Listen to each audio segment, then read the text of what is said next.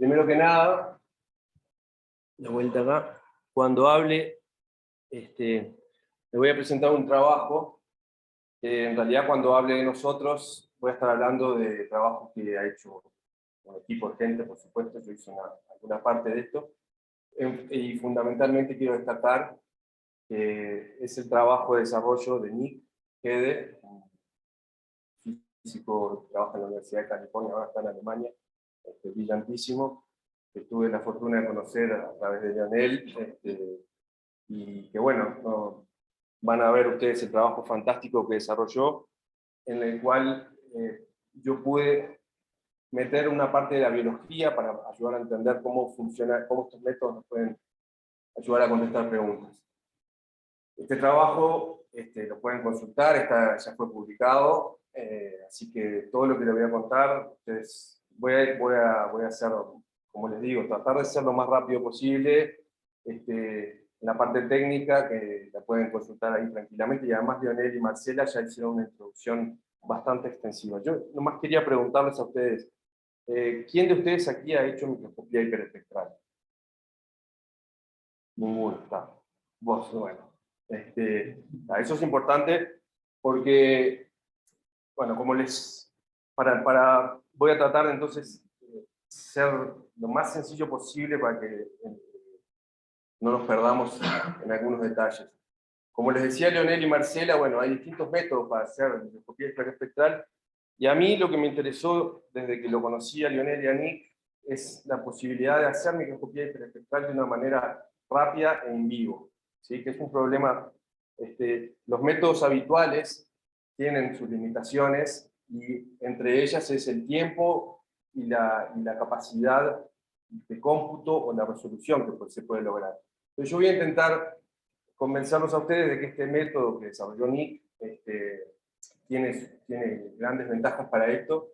Aquí nomás simplemente para recordarles que lo que vamos a estar hablando es de analizar los datos espectrales de una muestra a través del análisis Phaser, ¿sí? Es esto que le mostró Lionel, y como él mismo introdujo ya, uno tiene dos posibilidades de llevar los datos espectrales al espacio Phaser, y una es captando todo el espectro, y otra a través de estos filtros seno y coseno, que no voy a entrar en detalle porque ya lo presentó Lionel.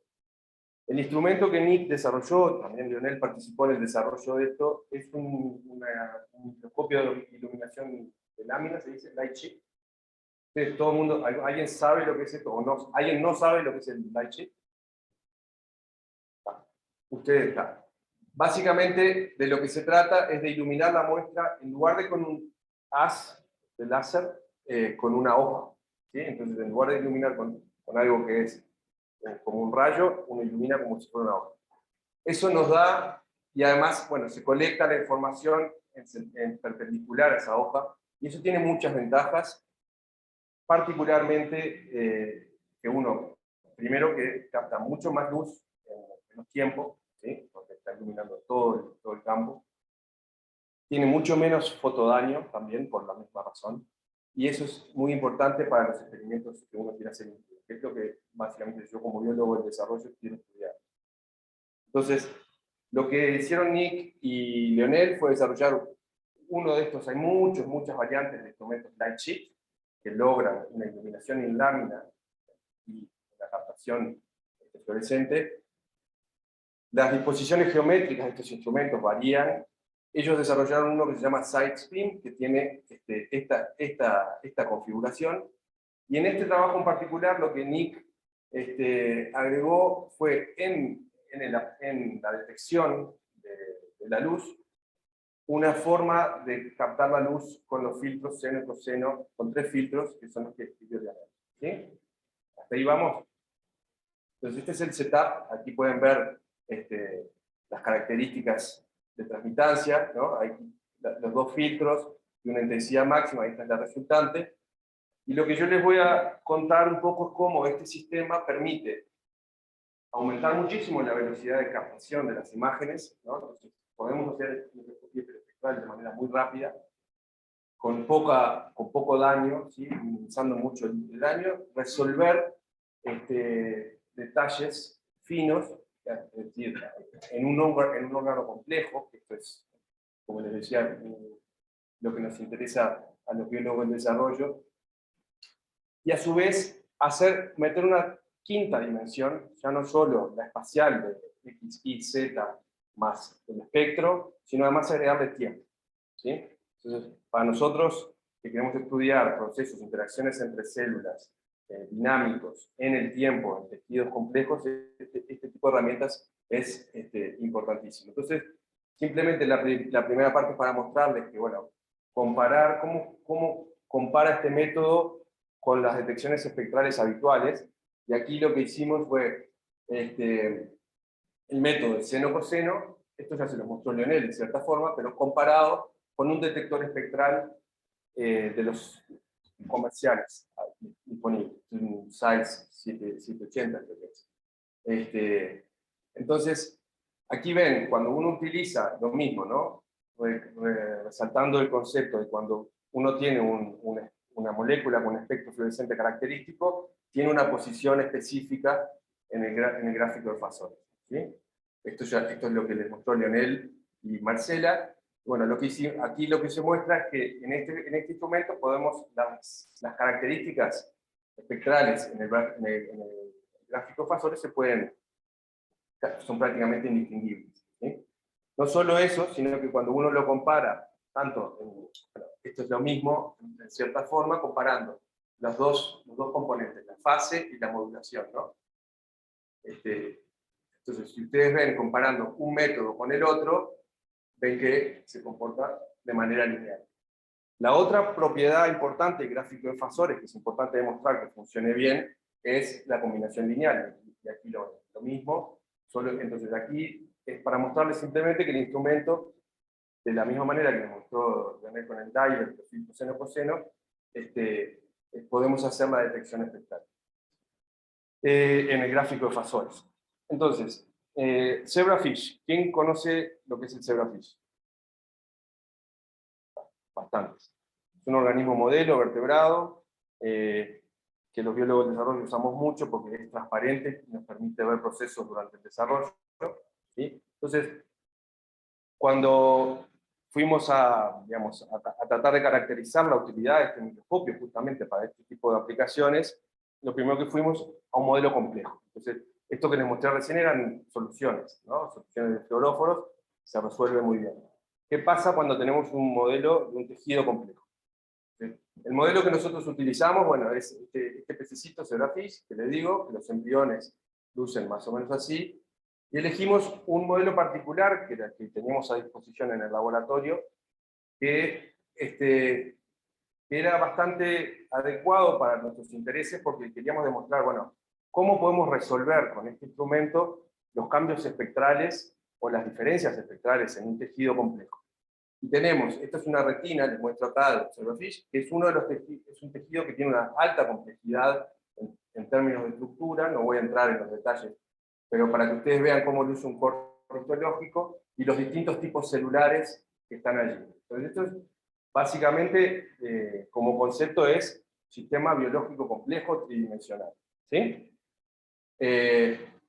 ¿Cuál es la ventaja de usar este tipo de organismos? Bueno, aquí tienen un esquema, ¿no?, de las distintas capas de la retina, que esto se ve bastante mal, pero la ventaja es que uno puede, al zebrafish, manipularlo genéticamente y generar organismos que expresen proteínas fluorescentes de distinto tipo en distintos tipos celulares. Y eso es lo que existía en este caso, y teníamos en el laboratorio, este animalito, ¿sí?, que es una línea celular que expresa, como ustedes ven, distintas proteínas fluorescentes en distintos tipos celulares. ¿Sí? ¿Se entiende hasta acá? Tenemos un tejido complejo, tridimensional, grande, donde tenemos células marcadas con distintas proteínas fluorescentes, y bueno, queremos saber, ¿podemos con este instrumento determinar cómo y con las herramientas de gráfico de fasores, analizar esto? Bueno, esto es simplemente porque es bonito para que ustedes entiendan cómo es este sistema y para qué se usa en la biología del desarrollo. Uno puede ir siguiendo en el tiempo, ¿sí? A posteriori, no les voy a mostrar nada de esto hoy, esto es resultado previamente publicado por la gente que desarrolló esto, pero ven, para que los que no son familiares con este tema entiendan cuál es el objetivo seguir en el tiempo distintas poblaciones celulares. ¿Sí?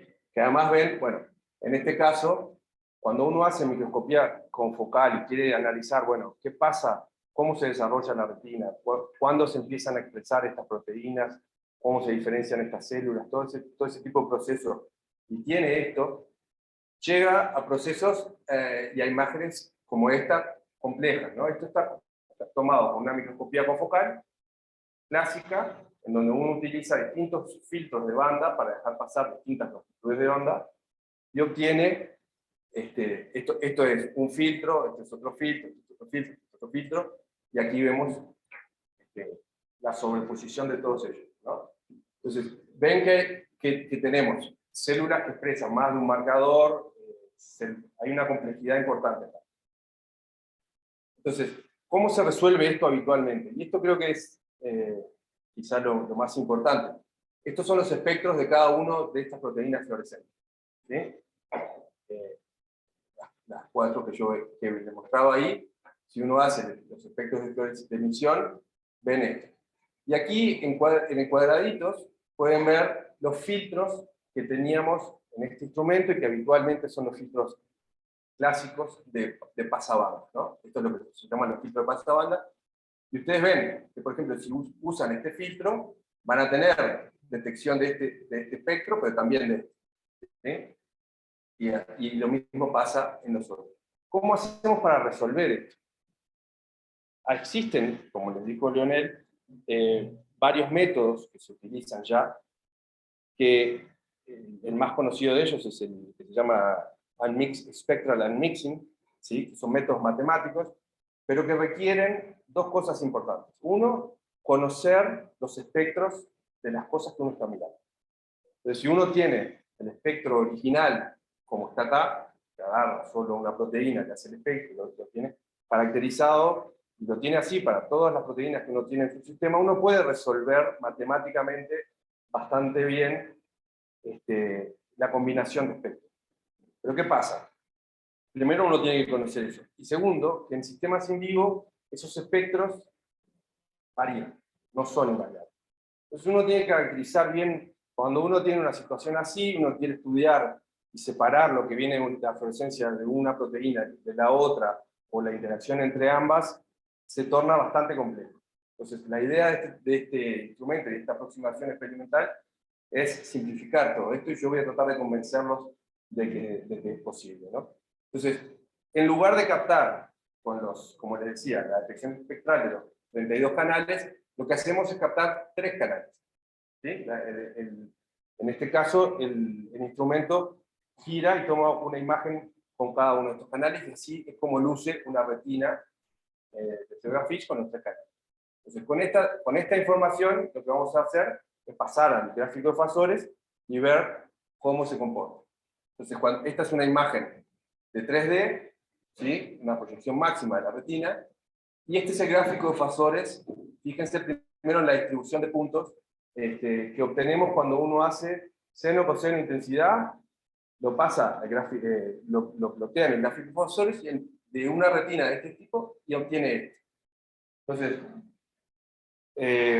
lo más básico es que a mí me gustaría que entendieran es, bueno, cuando uno ve esta distribución, olvídense por un momento de estos componentes acá, uno ve una forma, ¿no? Entonces, cuando el gráfico fasor lo que tiene de interesante, que es, Enrico siempre dice, cuando uno mira, ya ve algo, aunque no entienda nada, ¿no?, de qué está pasando ahí, ya ve cuántos componentes puede haber. Si uno tiene una cosa que es lineal así, como mostraba Marcela, o dos componentes, si aparece un tercer componente, aparecen nubes geométricamente diferentes.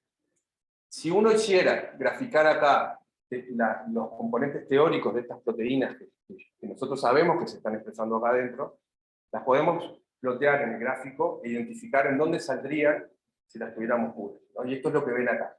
Esta es la CFP, GFP, este es un marcador nuclear que pusimos para agregar un cuarto componente, y esta es la RFP.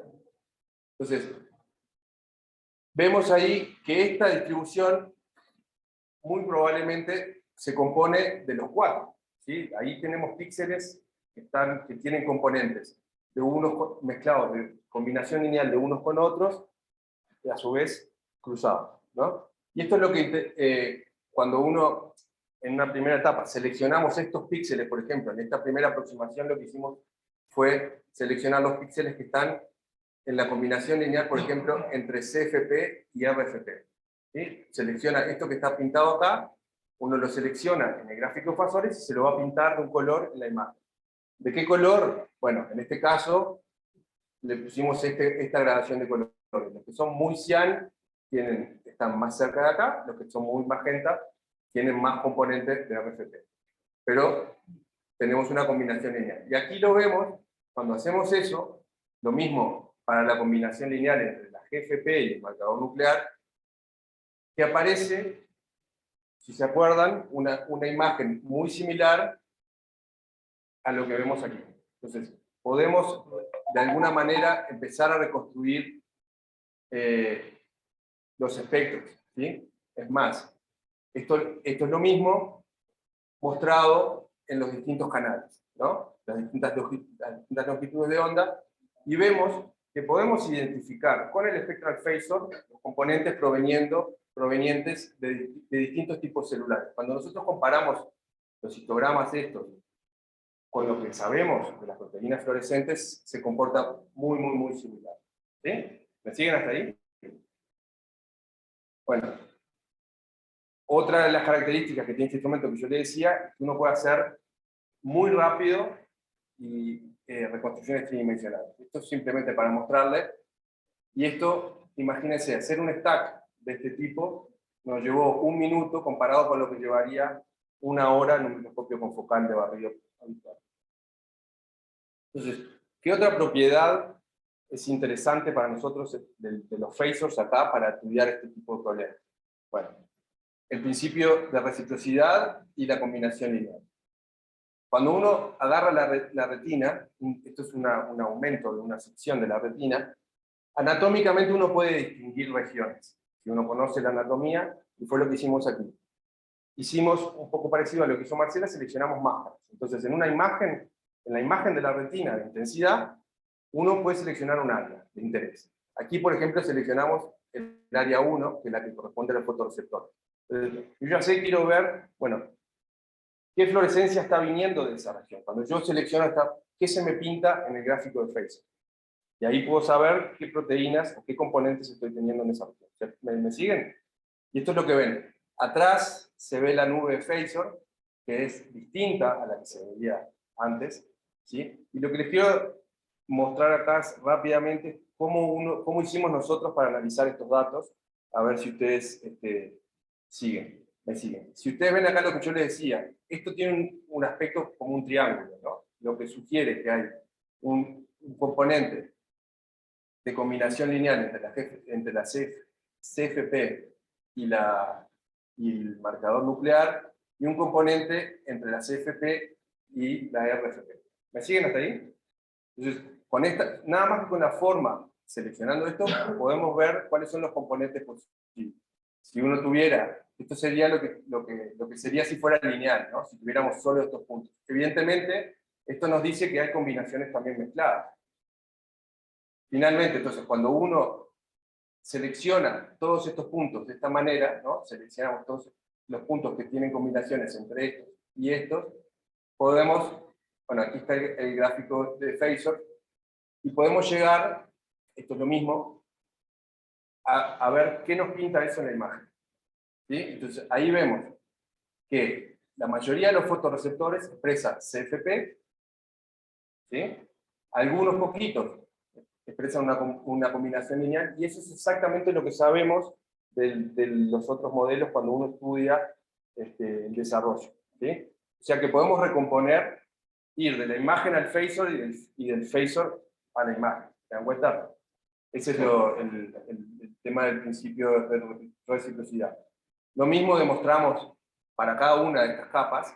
Uno selecciona cada una de estas capas, analiza los gráficos de phasor y hace la selección de puntos de acuerdo a lo que ven, que los phasors, en cada uno de ellos, la distribución de puntos es diferente, cambia. ¿Se dan cuenta de eso? Eso quiere decir que las combinaciones lineales que hay en cada una de estas capas anatómicas es distinta, y eso ya lo sabíamos. simplemente lo estamos confirmando, ¿no? Cuando uno va a ver las imágenes son prácticamente como si uno pudiera hacer una mixing, ¿no? Una selección de lo que estábamos viendo en los... Y bueno, vemos también una cosa que podemos distinguir cambios o sea, combinaciones lineares en regiones muy pequeñitas, cosa que es también de mucho interés.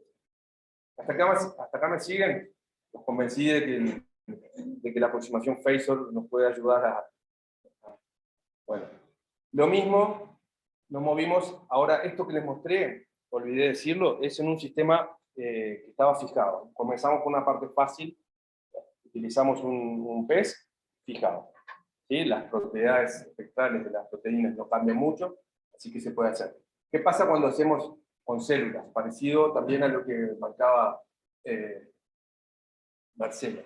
Bueno, en este caso teñimos con marcadores células vivas, las mismas células que usó Marcela, marcado con marcadores vitales, que marcan distintos compartimentos. Lo mismo, si uno fuera a hacer un spectral mixing de esto, para empezar, con los filtros en pasabanda no lo podría resolver fácilmente, sería complejo. Aquí ven, por ejemplo, los diagramas de Phasor, de dónde sale cada uno de estos componentes, cuando uno tiñe solo con el núcleo, la distribución de puntos está aquí, y así sucesivamente para los distintos marcadores. Cuando uno lo hace todo junto, le sale esa nube de puntos, que es la que tiene combinaciones lineales de distintos marcadores. Entonces, si seleccionamos dentro del Phasor, en este caso lo hicimos de manera más o menos siguiendo estas indicaciones, seleccionamos las regiones del Phasor donde seleccionaríamos los diferentes componentes de la fluorescencia, y es lo que vemos, ¿sí? Que podemos de alguna manera separar componentes aislados utilizando esta aproximación. ¿Y cuál es la ventaja de esto? Bueno, para empezar, esto también, de nuevo, reconstrucción tridimensional muy rápida, en tiempos rapidísimos, y esto es el tracking, lo que les decía hoy, la quinta dimensión, el tiempo in vivo, hacer con este sistema que es ópticamente muy rápido, podemos llegar a resolver, seguir organelos individuales dentro de una célula. Por último, otra aplicación que utilizamos para comprobar las bondades del instrumento y de esta aproximación es el estudio del metabolismo in vivo. ¿Sí? Algunos de ustedes conocen bien esto. Con fluorescencia, ¿sí? Y con los cambios espectrales podemos seguir indicaciones de cambios metabólicos dentro de una célula, y nosotros conocemos, utilizamos un sistema que conocíamos, ¿sí? Que en este caso son las criptas del intestino de ratón, en donde las células en su entorno in vivo, las menos diferenciadas, tienen un patrón glicolítico, y cuando se van diferenciando cambian el patrón metabólico. Entonces, esto ya era conocido. Lo que pudimos hacer es la misma aproximación con este instrumento, y lo mismo, vamos al Phasor y detectamos las variaciones en estos índices metabólicos que se condicen exactamente con lo que estaba determinado antes, pero de una manera que con el órgano entero. Esto es un intestino sacado y cultivado, o sea, ex vivo. ¿Sí?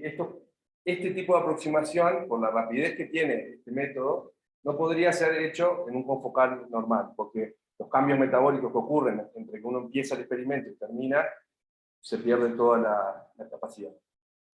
Y bueno, básicamente creo que esos eran los ejemplos que quería mostrarles y dejar la discusión abierta más para preguntas. Obviamente los agradecimientos especialmente a Nick, que me enseñó mucho en todo este trabajo, y a Daniel, obviamente, la gente del LFD, a todos los compañeros de la unidad, a la gente que nos proporcionó los peces, y a las agencias financiadoras. ¿Preguntas?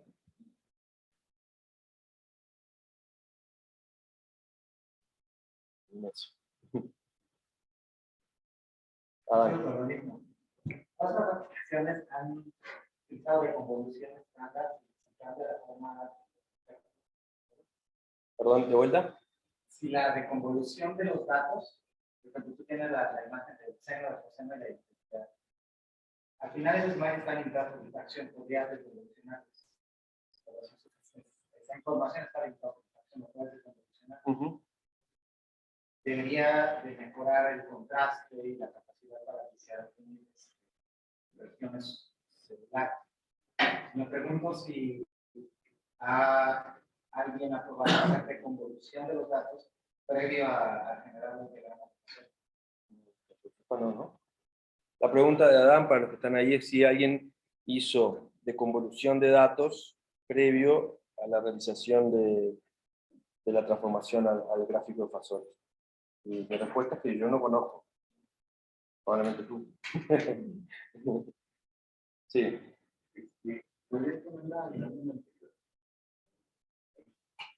Me llama la atención porque esta tarjeta de Fasol ya se explicando como nos ofrecen una, es decir, realmente nos pueden mostrar una trayectoria, y creo yo que de ahí se puede decir extraño, de ahí me llama la atención que proponen utilizar el cociente de solamente la intensidad de línea de intensidad de tareas. ¿No podrías proponer un cociente de luz con base en los gráficos de factores antes, lo que nos pongas como las distancias entre uno y otro? Para que, es decir, ya sería una tarea quizá como más solamente las intensidades. No sé si te entiendo bien la pregunta.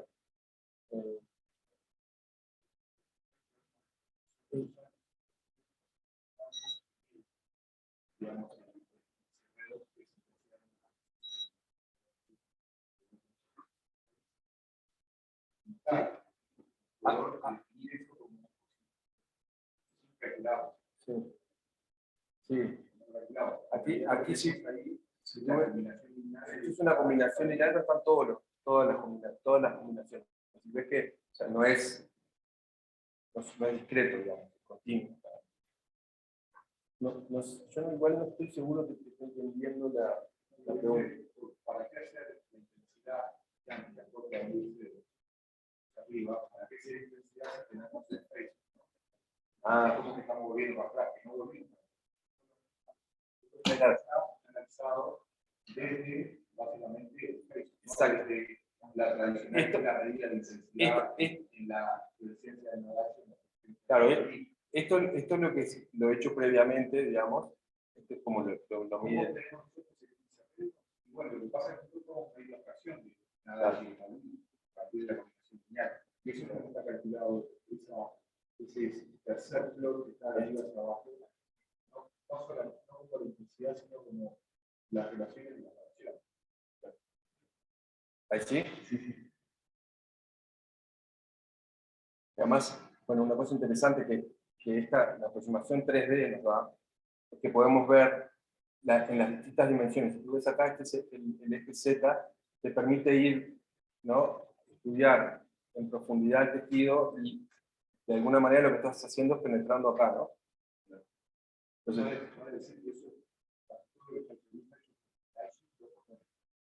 claro, o sea, que tenés digamos, la doble ventaja, ¿no?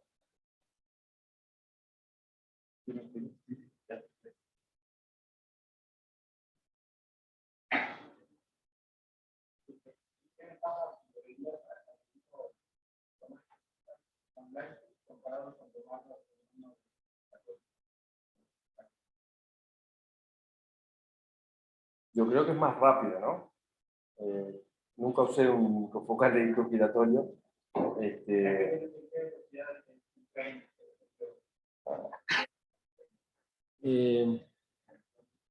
Milisegundos, sí. Tenía acá los datos, tengo ahí los datos, pero...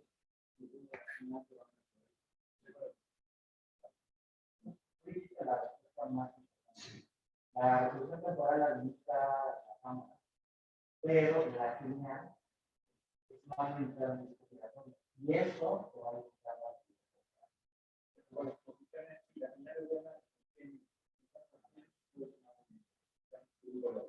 Si tienes buena señal, Claro. no hay ningún. Acá agarras el espectro entero, ¿no? Si querés hacer espectral en el disco giratorio, no sé cuánto te lleva. Podrías ponerle seno coseno al disco giratorio, eso sí, ¿no? Una cosa interesante,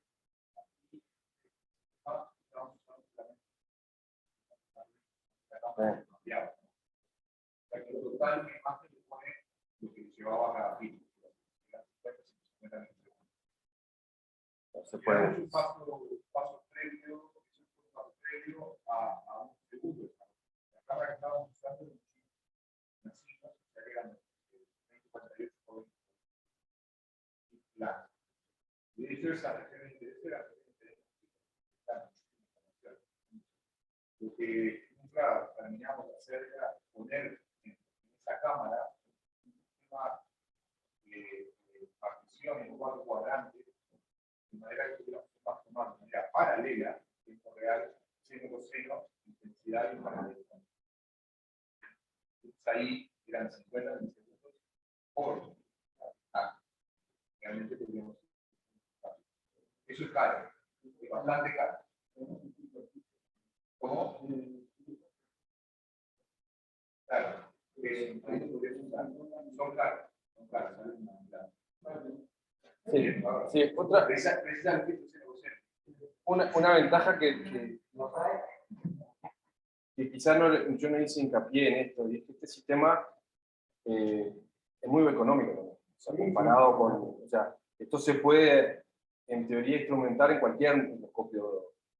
Entonces, comparado con los sistemas de detección espectral habituales, es una ventaja importante. Las cámaras en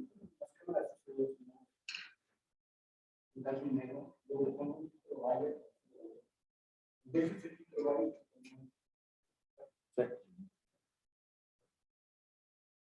ahí ya no tiene. Claro.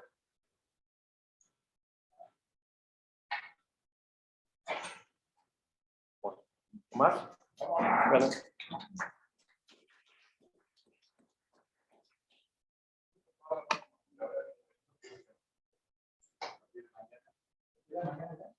Ay, estoy en Zoom todavía.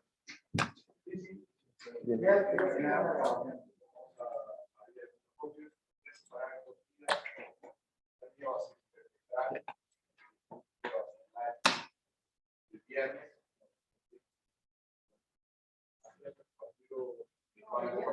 Cris, ya voy a parar la grabación. ¿Alguna duda o todo está bien por allá? Así, viernes nos sentamos y empezamos. Como están en preguntas, ahorita, ¿no? Sí, estábamos en preguntas, pero ya acabamos. La idea, Ok. Había una pregunta de Héctor en el chat. ¿Eh? Ahorita te tomamos la pregunta, Héctor.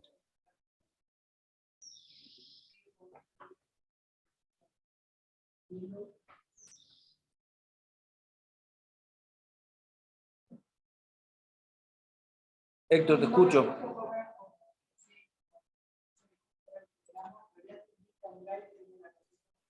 Hola Andrés, perdón, la había puesto aquí en el chat.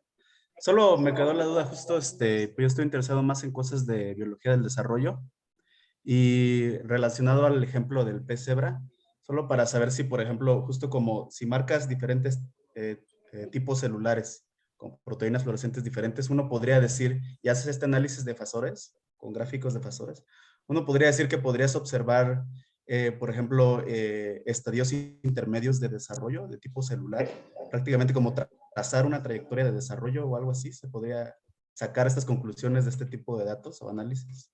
Bueno, la pregunta de Héctor, si te entendí bien, es si utilizando este tipo de aproximaciones nosotros podríamos hacer un seguimiento de linaje celular dependiendo del tipo de proteínas que se esté expresando. Y te agradezco mucho la pregunta, Héctor, porque justamente ese es justamente una de las enormes fortalezas que tiene esto. Que uno puede cuantificar, ¿sí? El gráfico Fasores puede cuantificar la cantidad de una con respecto a otra, ¿sí? Entonces, si uno conoce el proceso de desarrollo, por ejemplo, en este caso es conocido, hay algunas de estas proteínas, ahora no saqué la presentación, pero que transicionan de un estado a otro y cambian el tipo de proteína fluorescente que expresan. Entonces, dependiendo del estado de maduración de la proteína, uno podría, analizando qué composición tiene de uno y de otro, saber el estado de maduración. Justamente eso es una de las cosas que a mí me interesa mucho, ¿no? Este tipo de aproximación. ¿Eh? O sea, es que hace algo tiempo que pasa que las caras que cuestan tienen que ver acá con esta de células de stem cells, que entonces no se regeneran. Por eso es que deberían no se regeneran. Tienen que ver. Y de hecho, Héctor, no solo usando proteínas fluorescentes, sino el ejemplo que está ahí mostrado del metabolismo, en este caso es un indicador del estadio de desarrollo de la célula. Las células que están en estado pluripotente tienen un tipo de metabolismo y a medida que transicionan hacia un estado más diferenciado van cambiando ese metabolismo. Y esa transición puede ser seguida, de hecho con bastante precisión, y eso es una de las cosas que estamos tratando de hacer en el laboratorio ya. Ok. Muchas gracias, Andrés. Pues no te ves para vos. ¿Para qué, perdón? Para vos. ¿Sí? Si pregunta, no me acuerdo tu nombre. Nuria, si hay marcadores para especies reactivas del oxígeno, y claro que sí. Y de hecho también se puede seguir por medidas indirectas, ¿no? Pero él es experto en eso. Okay.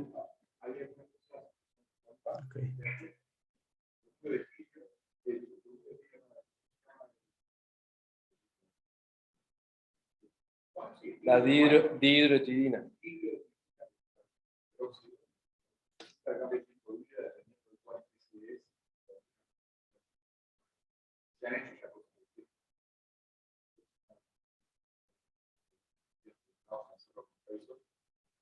Medir al mismo tiempo que medir eso, medir el metabolismo. Ahora les traduzco a los que están ahí. Y luego, una cosa bien interesante sobre el operativo, que aprendimos también gracias a los pesos, es que cuando hacemos medidas de pH, derivamos. En algunas circunstancias, cuando todas las células adiposas y demás guardan líquidos,